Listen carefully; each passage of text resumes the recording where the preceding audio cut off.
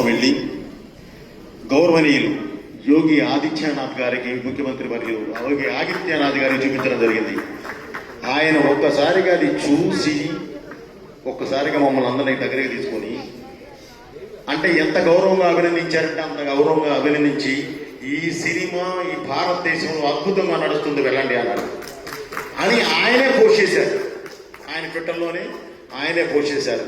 ఆ ఎక్స్పీరియన్స్ ఆయన దగ్గర ఆయన ఇచ్చిన ఆ గౌరవానికి, ఈ ధర్మానికి ఆయన ఇచ్చే గౌరవానికి, భారతదేశం అంటే ఆయనకున్న గౌరవానికి, దైవం అంటే ఆయనకున్న భక్తికి నిజంగా ఆ రోజు చూసి ఆయనకి చేతులకి నమస్కరించాము మేము. అలాంటి గొప్ప వ్యక్తి యోగి ఆదిత్యనాథ్ గారు.